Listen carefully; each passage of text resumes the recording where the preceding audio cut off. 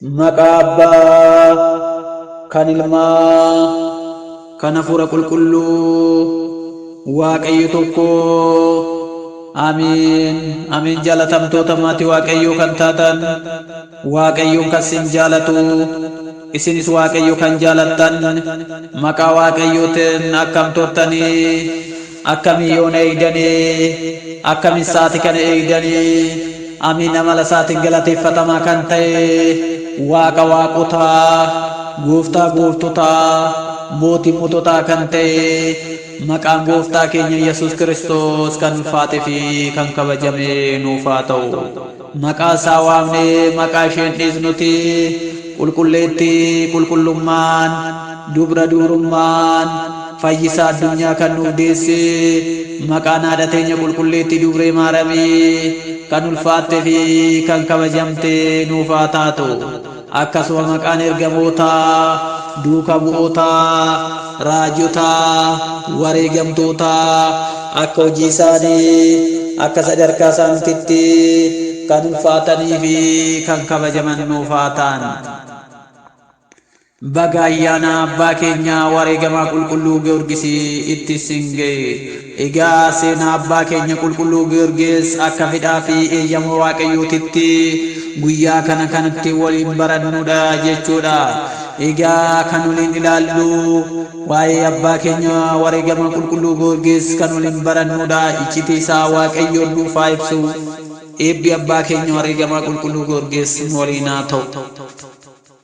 Egaa wareegamaa qulqulluu Giyoorgis kan dhalate biyya Filisxeem iddoo Liidaa jedhamutti bara 277ttidha. Giyoorgis jechuun urjii jechuudha. Giyoorgis jechuun ifa jechuudha. Giyoorgis jechuun labata wayinii jechuudha. Giyoorgis jechuun aduu jechuudha. Kanaafuu qulqulluu Giyoorgis inni hojiin isaa ifni isaa urjii ta'uun isaa labata wayinii ta'uu isaa aduu ta'uun isaa saba hunda fayyisee jira. Egaa abbaan keenya qulqulluu Giyoorgis kan inni irraa dhalate abbaan qulqullicha isaa abbaan isaa Zaronxos haati isaa immoo Tawbostaa jedhamanii waamamu jechuudha. Egaa Maartaa fi Daasiyaan obboloota jedhamanis qaba ture. Abbaan isaa kiristaana yoo ta'u qondaala biyyaas bulchu ture. Yommuu qulqulluu Giyoorgis waggaa 10 guutuu abbaan isaa ni du'e. Qondaalli biraa amantaa isaa kiristaana ta'e tokko ni muudame ture.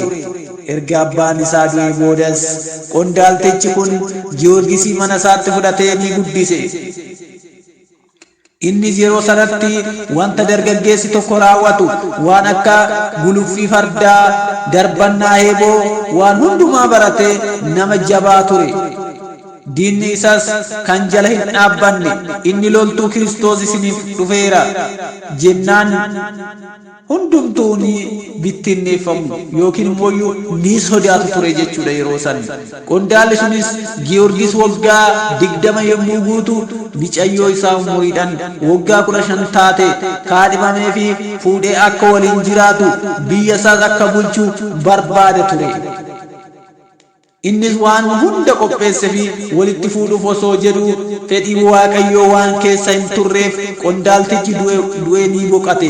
Qulqulluu Giyoorgis garuu ergaa isa gadda raawwate booda yookiin gadda kana erga dabarseen booda gara mana isaatti deebi'ee ni gale.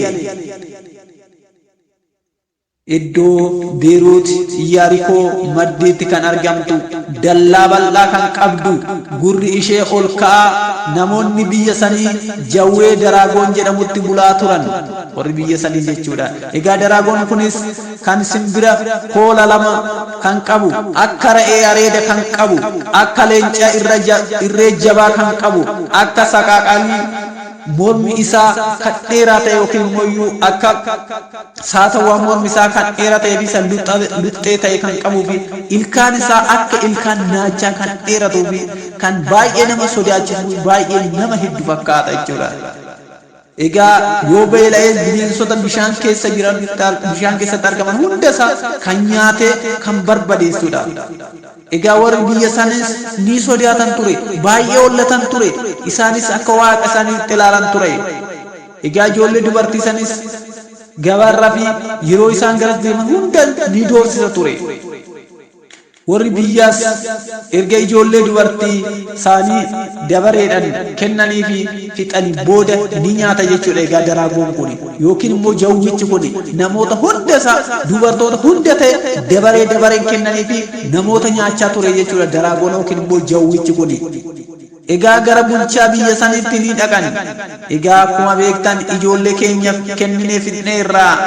Kana booda immoo wanta kenninu hin qabnu, haadha warraa keenyattis immoo akka hin darbanne ni sodaanna waan ta'eef nuti biyya kana gadhiinnee bahuu qabna jedhanii raawwatanii mootii biyya sanitti dabarsan. Egaa jawwichi yookiin daraagoon kun nama nyaatee fixeera, dubartoota hunda fixeera waan ta'eef sodaatanii biyya gadhiisnee ni baana jedhan. Yeroo kanatti bulchaan naannichaas dubbii kana yommuu isaan irraa dhaga'u amma dabareedhaan kan kooti ani intala koo nan kennaaf jedhee namoota kana ni jajjabeesse. Intala takka nan qaba, intala toota nan kennaaf jedhe. Intala isaas baasee daraagonichaaf laachuun mukarratti hidhanii fi yeroo kana mucayyoo mukarratti hidhamtee osoo boossu qulqulluu Giyoorgisiin immoo karaa isaanii irra deeman san irratti yeroo deemu dhufee raawwate maal taatee boossa jedheeni dubartittii tana gaafate.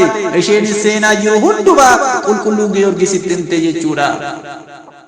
Yeroo muraasa boodas daraagonichi akka dhufee ishee nyaatu isas yoo argitu waan sodaatte baay'ee waan naateef baay'ee waan gadditeef furmaata dhabde. Isas yoo achitti arge akka inni nyaatu kanaaf dafee akka naannoo sana sokku akeekkachiiste. Yeroo kana qulqulluu Giyoorgisitti akeekkachiiste, si nyaata deemasi, ana silaa abbaan koo dabarseeti mukatti na hidheeraa daraagonichi yookiin jawwichi akkana nyaatu waan beekuuf ati dafii deemi jette qulqulluu Giyoorgisitti himte jechuudha. Dubartiin tuni abdii kutattee jirti waan ta'eef jechuudha. Yeroo kana qulqulluu Giyoorgisiin inni ana nyaachuuf aangoo narratti hin qabu, na nyaachuu hin danda'u, aangoo humna waaqa kootii yoo qabadhe homaa is sodaadhu, na nyaachuu miti si'u nyaachuu hin danda'u is sodaatin jedhee raawwate. Yeroo kana daraagonichi sunis ni dhufa waan ta'eef ni eege qulqulluu Giyoorgis humna waaqayyoo cimaa godhatee jechuudha. Yeroo kanatti achitti eege daraagonichi kun lafa sossaasaa, lafti sossaa'aa, awwaarri deebi'aa, namoonni achi jira sun kirkira yaada nama kana nyaatee jira, qulqulluu Giyoorgisii kana nyaatee jira, mucayyoo sila akka nyaatu ni beekna waan ta'eef jedhanii raawwatanii baay'ee sodaatan qulqulluu Giyoorgis ni nyaata jedhanii jechuudha. Baay'ee naan akkuma barate daraagonichi sun dhukkee kaasee haala nama sodaachisuun lafa sossaasaa lafa sigigaachisaa iddoo intalli nyaatamuuf qophoofte sanitti ni dhufe intala san nyaachuudhaaf. Yeroo kana qulqulluu Giyoorgisiin mallattoo fannoo gooftaa keenya Yesuus Kiristoositiin itti ni mallatteesse. Seexanni irra bulee nama nyaachisaa kan ture sun gatee irraa ni dheesse, ni baqate. Inni kochoo isaa yookiin immoo iyyuu kan akkatti lafa afuufame sun ni dhaabbate jechumatti. Dargaggichis yookiin immoo nama dargaggeessa ta'ee kan jiru qulqulluu Giyoorgisiin wanta ni dhaabsise jechuudha. Egaa dubartii kana nyaanne daraagonichis humna ni dhabe, ni laamsha'e. Qulqulluu Giyoorgisiin wadaroo intala ittiin hidhamte san irraa fuudhee morma daraagonichaatti hidhee innis fardarra taa'ee intala immoo wadaricha qabsiisee daraagonicha harka isaa irraa gara magaalatti ni ba'an. Hubadhaa yaa saba Waaqayyoo, qulqulluu Giyoorgisiin farda isaa yaabbatee raawwate. Dubartittiin sun immoo kan ittiin hidhanii raawwatanii daraagonichaa nyaatu jedhanii itti murteessan lookoo saniin aangoo jawwichaa waan dadhabsiiseef lookoo san harkiftee raawwatte. Kan inni nyaatamudha san ishiin garuu daraagonicha humna dhabsiisee qulqulluu Giyoorgisiin isin qabdee gara ummata sodaachaa turan san gara ummata biyya gadhiisnee deemna jedhan sanitti qabdee deemte jechuudha. Qulqulluu Giyoorgis farda isaa yaabbatee waliin deemaa ture. Egaa humna inni qabus ni dadhabe. daabiloos kun yookiin immoo jawwichi kun ni dadhabe. Daraagonichis yoo argan ummanni sun nu ficcisiisuudhaaf qabanii nutti fidanii eessa seenna jedhanii raawwatanii baay'ee ni iyyanii turan jechuudha. Egaa dubartii tana nyaatu jennee jalattiine ishii siriidhaa mo'atteeti qabdee nutti fiddeeti jedhanii baay'ee sodaachaa turan, baay'ee iyyaa turan, mootitti iyyaa turan. Kanaanis ummatichi Giyoorgis waaqa keenya maaf hiite jedhanii dheekkamsa guddaan qulqulluu Giyoorgisitti ka'an. Waaqa keenya ber daraagoon kuni inni moo'aa keenya beri ijoollee keenya kan itti gabbaruudha beri isa kadhamannuudha beri maal inni alaa hiite jedhanii raawwatanii dheekkamsa guddaan qulqulluu Giyoorgisitti ka'an. Innis waa'ee keessan kana jedheen gaafate. Waa'ee keessan isa kana jedhee raawwatee gaafate. Isa dhala isaanii fixe san, isa sanyii isaanii jala nyaachaa ture san jedhee raawwatee gaaffii kana dhiyeesseef. Eeyyan nuti ber waaqa keenya hin dhiisnu waa'ee keenya isa kana jedhanii raawwatanii ni dubbatan ummanni sun. Erga waa'ee keessan kana jettanii gadhiisee isin ficcisiisa. Waa'ee keessan isa samii ardii uume malee uumama kanaa miti jedhee raawwate qulqulluu Giyoorgis isaanitti dubbate. Isaanis sodaa irraa kan ka'e yaa daraagoon kana ajjeeste yoo daraagoon kana yookiin jawwicha kana ajjeeste malee akkamitti amannaa jedhanii raawwatanii ni dubbatan. Innis daraagonicha waraanee fuula isaatiin duratti ni ajjeese. Ummatichis yeroo kana Kiristoositti ni amanan. Bakka daraagonitti ajjeese san kanattis qulqulluu Giyoorgis bataskaana 2 ummataaf ni ijaareef jechuudha. Bakki daraagonichitti du'e kana. Qulqulluu Giyoorgis haala kana murtaa'us fayyisee jira. Dubartittii tana fayyina ta'eefii jira jechuudha. Yeroo kanatti mootiin Fariis yookiin Baabiloon mootota 70 walitti qabee waaqa arkee 70 dhaabee itti sagadaa ture. Qulqulluu Giyoorgisis anis qondaalummaa abbaa koo fuudhee dhufee jedhee gara mootota sanaa deeme. Yeroo achi ga'us yemmuu isaan waaqa arkee sagadaa arge garmalee gadde. Innis hinaaffaa guddaa Waaqayyoof qaba waan ta'eef qabeenya isaa hunda namoota rakkataniif erga hiree booda gara mootota kanaatti ol seenee ani loltuu Kiristoosin dhufeera jedhee raawwatee ni dubbate. Mootichi dubbii kanatti ni dinqisiifate. Baay'ee ajaa'ibsiifate. Hanga yoonaa namni akkas nuun jedhe hin agarre ati immoo eenyu jedhee gaafate qulqulluu Giyoorgis jechuudha. Ilma eenyuti eessaa dhufte jedhee ni gaafate. Qulqulluu Giyoorgis immoo deebisee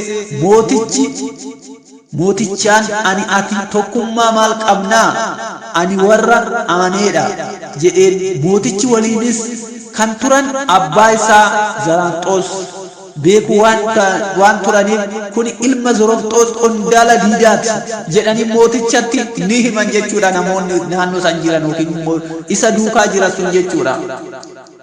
Egaa mootichi yeroo kana waaqa keenya Iphiloonitti yoo gunte biyya 10 irratti bulchaa taasiseen si muuda jedheen yeroo kanatti jechuudha.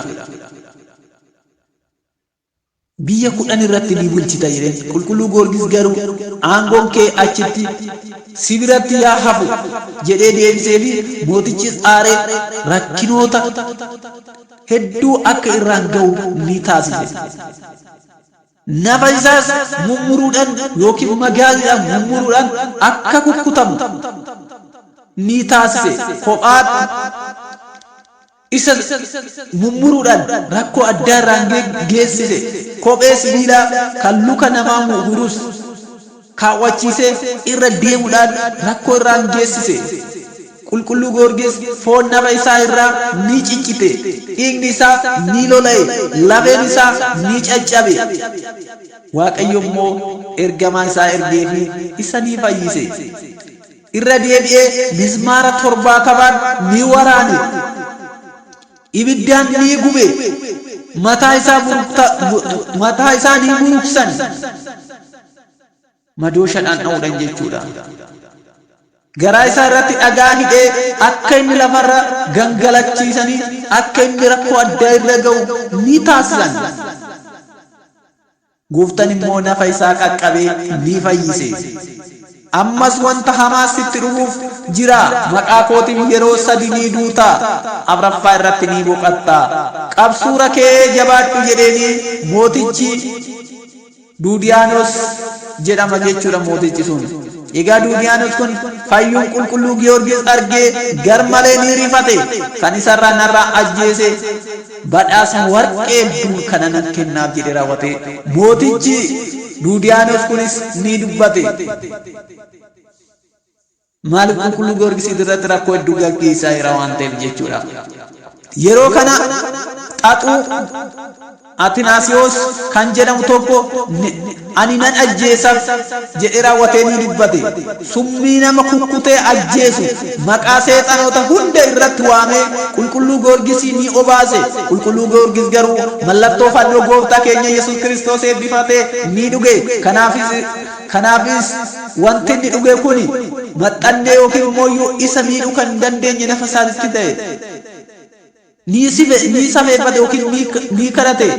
Egaa isa somaa godhuu hin dandeenye qunxaaxxee yookiin immoo wanta dhangaggaa kana obaasanis ni dinqisiifate. Waa'ee Giyoorgis waaqa dhugaati jedhee amanee kiristaanummaa kan fudhate fi boodas kan wareegame ta'ee mootichis foon isaa bulleessee dhagaa daakee raawwatee boollatti naqee biraanii deeme. Gooftaan immoo isas ni fayyise. Giyoorgis immoo mooticha dura ni dhaabbate. Gooftaan na fayyise jedheen ammas itti dubbate raajii addaatu hojjete qulqulluu Giyoorgis humna waaqayyoo qabate. Kana boodas ibidda itti qabsiisee siree sibiila irra ni ciibse. Ibiddichis immoo dhiiga dhagna isaa keessaa cabu ni dhaabe. Egaa mootichi Duudiyaanos kunis akkana amanuuf gooftaa Yesuus waaqa ta'uusaa anatti argisiisa yommuu jedhuunitti muka goggogee lalisee kan lalisee gogsee kan itti argisiiseera. Warra erga du'anii waggaa 430 kan ta'e kaasee argisiiseera. Mootichi garuu laphee isaa hammeessee yookiin gara jabummaan waan ta'eef ajaa'iba kana hin amanne ture ammallee jechuudha. Kana boodas Duudiyaanos yookiin mootichi kun beelan haa du'u beelan haa ajjeesu jedhee mana dubartii waan nyaatuu fi waan dhugdu hin qabne takkatti galchee utubaatti hidhee qulqulluu Giyoorgis garuu utubaa sana ni ilaalisiise. Ilma dubartii abbaa manaa hin qabne sanas dhukkubarraa ni fayyise. Humna waaqayyoo waan qabateef jechuudha. Ergamaa qulqulluu Mikaa'eliinis hidhaa isaa irraa isa hiikee nagaa deebi'eera. Akka inni nagaa argatu taasisee jira ammas jechuudha. Egaa wareegamummaan qulqulluu Giyoorgis baay'ee kan nama ajaa'ibsiisudha. Ammas mootichi lafee isaa daaket tabbaa Yidiraas jedhamu irratti ni facaase. Egaa tabbaa Yidiraas jedhamu kanarratti waggaa facaasu loltoonni mooticha yommuu akkuma mootichi jedhe lafee isaa daakanii tabbicha irratti facaasanii garuu iddoo daakuu lafee isa irratti bittinnaa'e yookiin immoo irratti facaasatti qulqulluu Giyoorgis wareegamicha qulqulluu Giyoorgis isa waaqayyoof fo'ame jedhanii galateeffatan. Ammas yeroo sadaffaa gooftaan du'aarraa ni kaase. Ajjeesne jedhanii yeroo deebi'an warri isa ajjeesin deebi'anii jiran duuba dhufee obboloota koo na eegaa jedheen jechuudha. Qulqulluu Giyoorgis baay'ee nama garrama. Isaan ajjeesne jedhanii gatanii deeman inni duuba dhufee raawwatee obboloota koo na eegaa jedheen warra diina koo hin jenne obboloota koo jedheen. Jarris arganii baay'ee ni rifatan lukarratti kufanis dhiifama gaafatan. Kanas kiristaana ta'anii mootichi duraa dhugaa bahaniiran mootii isa kanarratti murteesse irratti dhugaa bahaniiran ayyaana daakamee facaasamu lafee qulqulluu Giyoorgis kuni mana kiristaana keenyatti yeroo hunda amajjii 18 kan kabajamu kanaaf jechuudha yaa saba waaqayyoodha. Egaa mootichis ammas irra deebi'ee waaqa koof dhiphiloof sagadi jedheeni Giyoorgisiin immoo sababa gara maasara mootichaa itti seenuu barbaada waan tureef ni beeka ture. Tole nan sagadaaf jedhee maasara mootichaa seenee haadha warraa mootichaa illee Iskindiriyaa kan jedhamtus amansiiseera. Mootichi garuu dhugaasee koottaa ilaalaa qulqulluu Giyoorgis Kiloodiif sagaduuf jedhee uummata walitti qabe. Yeroo kana qulqulluu Giyoorgis seexana waaqa harkee irra bulee san meeshaa isaa walitti erga waaqa hin taane uummata fuulduratti akka dubbatu taasisee booda lafti banamtee akka isa liqimsitu taasiste jechuudha. Mootii san lafti sun akka isa liqimsitu taasiste. Ajaa'iba kanas kan argan uummanni waaqa Giyoorgis itti amanneerra jedhanii. Sana boodatti haati warraa mooticha abbaa warraa ishee gara mana kiristaanummaa kanatti deebisuuf yoo altu waan dideef isheenis kiristaana taate amanuu ishee gara jabina mootichaa akka mormi ishee irraa muramu taasiseera. Egaa isheenis osoo hin cuuphamin akka hin duune maal naan wayya jettee qulqulluu Giyoorgis yommuu gaafattu dhiigni kee cuuphasiif ta'a jedhee ni wareegamte jechuudha. Dhiigni keetu cuuphasiif ta'a jedhee raawwate jechuudha. Innis achumatti mormi isaa akka muramu ta'eera. Yeroo mormi isaa muramus bishaan dhiiga aannan ba'eera jechuudha keessaa. Ajaa'iba garagaraas raawwatee jira. Boodas mootichi kun mootichi inni Dilqalaaxiyoos jedhamu kun osoo du'a gaarii hin taane du'eera. Waaqayyos waadaa guddaa wareegamtichaaf qulqulluu Giyoorgisiif kenneefii jira. Egaa gonfoo kabajaa 7 gonfachiisee jira jechuudha qulqulluu Giyoorgis. Biiftuu Faarisii fi Liidiyaa urjii Beerut fi Taarsees wangeela gooftaa keenyaaf amanamaa kan ta'e qulqulluu Giyoorgisiif wareegamummaa guddaa akkana kana raawwachuudhaan eebla 23 waggaa 27tti addunyaa kanarraa boqate jechuudha. Yookiin immoo ni wareegame jechuudha. Erga wareegame booda barattoonni isaa doonitti fe'anii gara biyya iddoo dhaloota isaa Liidiyaatti ni fidan. Haa ta'u malee yommuu gara biyyaatti fidanitti abbaa isaa Zoronxoos, harmee isaa Tuwaabistaan, obboloota isaa Maartaa fi Isiyaan akkasuma dubartii isaaf kaadhimamte turtes hundumti kan du'an turan. Kanaaf eessumni isaa kan Indiriyaas jedhamu foon qulqulluu Giyoorgis barattoota isaa irraa fuudhee ummanni biyyattii ba'ee hangafa Phaaphaasii Yerusaalem abbaa Taawodiroos waamanii dhufan mana kiristaanaa maqaa isaaniitiin ijaaranii jiran. Foon isaas achi keessa boqachiisan. Mana qulqullummaa isaa kana kabajame sadaasa 7 kabajama jechuudha yookiin ni yaadatama.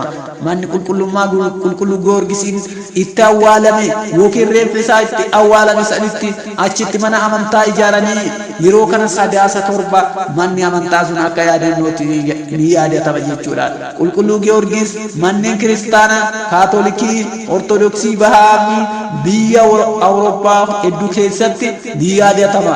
Kabajni isaas hunduma keenya irraa yaa bulu. Suufni abbaa keenya qulqulluu Giyoorgis nu wajjin haa ta'u.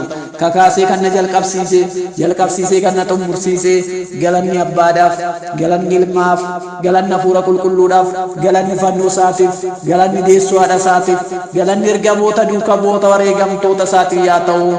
Amiin.